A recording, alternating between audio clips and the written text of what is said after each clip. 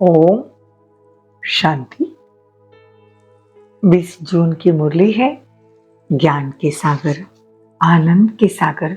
शिव परमात्मा कहते हैं, मीठे बच्चे, देह सहित जो कुछ भी तुम्हारा है उससे ममत्व मिटाओ, ट्रस्टी होकर रहो। इसको ही जीते जी मरना कहते हैं। देखो, हम अपने घर में भी रहते तो ट्रस्टी होकर रहना, इसको कहते हैं जीते जी पुरानी दुनिया से बुद्धि से मरना। प्रश्न है, संगम युगी ब्राह्मणों का टाइटल कौन सा है? बाप द्वारा तुम्हें कौन सी बेस्ट प्राइज मिलती है? उत्तर है, तुम संगम युगी ब्राह्मण हो, राज ऋषि हो, राजयोगी हो। तुम ब्रह्मा मुख वंशावली ब्राह्मण यज्ञ की संभाल के निमित्त हो। तो तुम बड़े से बड़े सेठ द्वारा बहुत बड़ी तुमको दक्षिणा भी मिलती है। बाबा बड़े से बड़ा सेठ है तो दक्षिणा भी बड़ी देगा हम ब्राह्मणों को। स्वर्ग की बादशाही बेस्ट प्राइज है। गीत है मरना तेरी गली में। ओम शांति। बेहद का बाप बैठकर बेहद के बच्चों को जीते जी मरने की अच्छी अच्छी पॉइंट सुनाते हैं। बच्चों ने गीत सुना है कि जीते जी मरना है। देखो, काशी में बलि चढ़ते हैं, वो तो शरीर को खत्म कर देते हैं, वो कोई ज्ञान और योग आदि नहीं सीखते। यहाँ तो जीते जी बाप का बनना है। ज्ञान सुनने के लिए जीते जी देह सहित देह के सब बंधन तोड़ अपने को आत्मा समझना है। देखो, बाप अभी आत्माओं से बात करते हैं, तो बच्चे अभी यह पुरानी दुनिया, पुराना शरीर सब कुछ मेरे हवाले कर दो। बस हम तो बाबा के बन गए। तुम जीते जी कह रहे हो हम शिव बाबा के हैं। तो देखो, अभी वानप्रस्थी तुम प्रैक्टिकल में हो गए। अभी बाप समझाते हैं कि तुमको अब मृत्यु लोक में जन्म नहीं लेना है।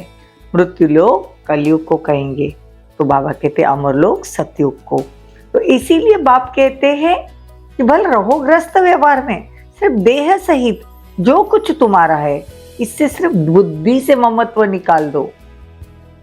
समझो हम सब कुछ शिव बाबा के घर से खाते हैं या शिव बाबा के भंडारे से खाते हैं। ये सब कुछ शिव बाबा का है। ऐसे मन ही मन में बाबा से सरेंडर होना है। तो बाबा कहते हैं कि ट्रस्टी हो जाएंगे। समझो शिव बाबा की भंडारी से हम अपना शरीर निर्वाह करते हैं, परमात्मा का ही सब कुछ दिया हुआ है।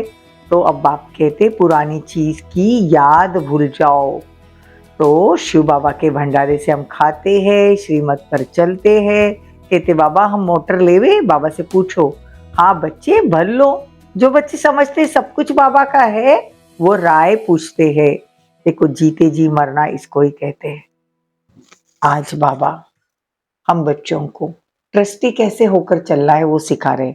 वो कहते रहना ग्रस्त व्यवहार में है, लेकिन शिव बाबा से हर कर्म करने से पहले कहना है, बाबा से पूछना है, बाबा से बात करनी है। कि हम शिव बाबा के घर में रहते हैं तो उस सेठ को तो पूछना पड़ेगा ना।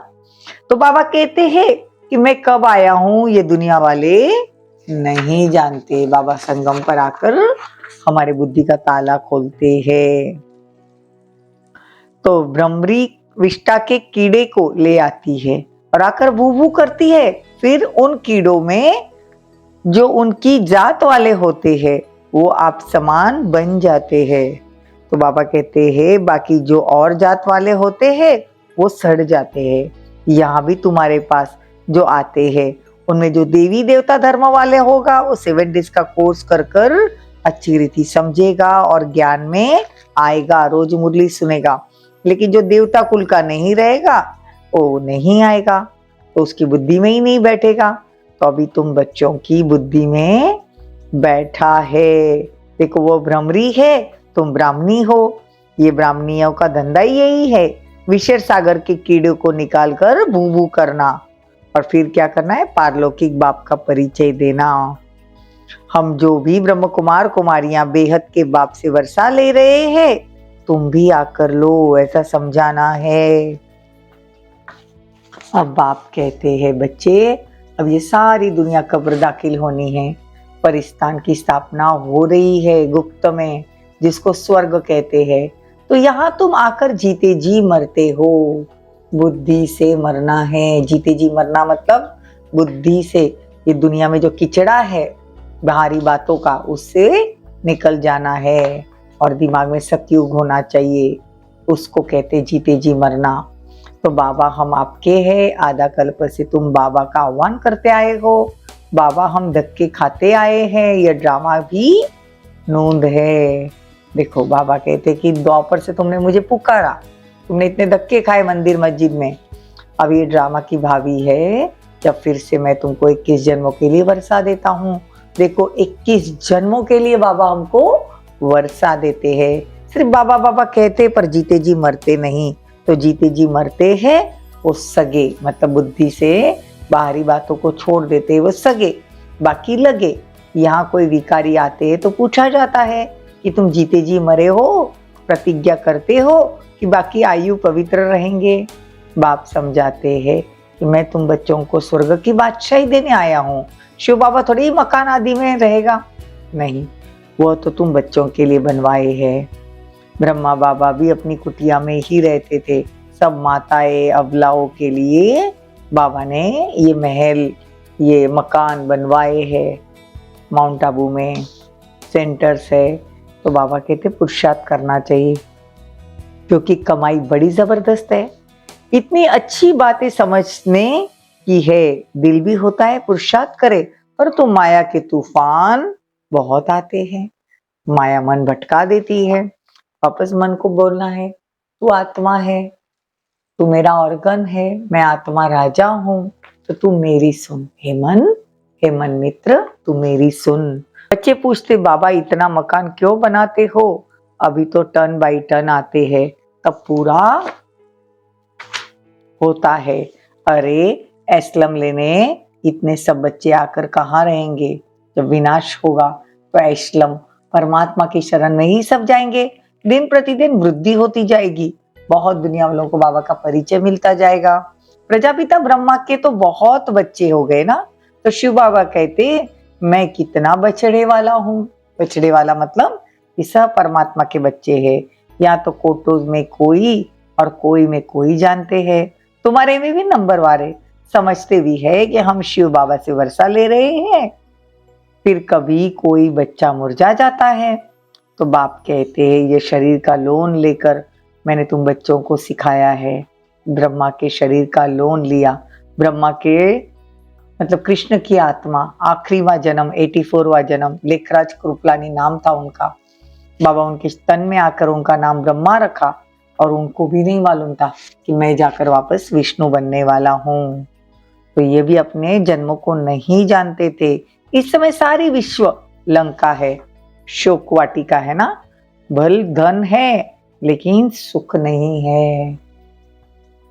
तो बाप कहते हैं कि बच्चे विनाश से पहले अपना पुरुषार्थ पूरा करो। बाबा कहते हैं तुम पूछ सकते हो बाबा कल हमारा शरीर छूट जाए तो हम क्या पद पाएंगे सतयुग में, तो बाबा झट बता भी सकते हैं। अभी तो समय भी थोड़ा है और शरीर छूट भी जाए, फिर आप ज्ञान थोड़े ही ले सकेंगे। देखो छोटा बच्चा क्या समझेगा, बच्चे अभी समझते हैं कि अब कलयुग पूरा और सतयुग आना है। अच्छा, मीठे मीठे सिक्के लदे बच्चों प्रति माता पिता बाप दादा का याद प्यार और गुड मॉर्निंग। रूहानी बाप की रूहानी बच्चों को नमस्ते। हम रूहानी बच्चों की रूहानी माता पिता बाप दादा को याद प्यार, गुड मॉर्निंग, नमस्ते, थैंक यू, बहुत बहुत शुक्रिया। धारणा के लिए मुख्य सार, सदा स्मृति रखनी है यह हमारी वानप्रस्थ अवस्था है। हमें वाणी से परे स्वीट होम में जाना है, अशरीरी बनने का अभ्यास करना है। देखो 21 जन्मों के लिए अपना हक लेने के लिए पवित्र रहने की प्रतिज्ञा करनी है। सदा श्रीमत पर चल, जीते जी मरना है। वरदान, उड़ती कला के वरदान द्वारा सदा आगे बढ़ने वाले सर्व बंधन मुक्त भव। उड़ती कला के वरदान द्वारा सदा आगे बढ़ने वाले सर्व बंधन मुक्त भव। देखो बाप का बनना अर्थात उड़ती कला के वरदानी बनना। इस वरदान को जीवन में लाने से कभी भी किसी कदम में पीछे नहीं होंगे, आगे ही बढ़ते रहेंगे। देखो इस वरदान को जीवन में लाने से उड़ती कला का जो वरदान बाबा ने आज दिया है, उसको अपने जीवन में लागने से कभी पैर पीछे नहीं जाएंगे, आगे ही आगे बढ़ते रहेंगे। सर्वशक्तिवान बाप का साथ है तो हर कदम में आगे है। स्वयं भी सदा संपन्न और दूसरों को भी संपन्न बनाने की सेवा करते हैं। वे किसी भी प्रकार की रुकावट में अपने कदमों को रोकते नहीं। ऐसे वरदानी बच्चे किसी के बंधन में आ नहीं सकते, सर्व बंधनों से मुक्त। स्लोगन: जिनके पास सर्व शक्तियों का स्टॉक है, प्रकृति उनकी दासी बन जाती है।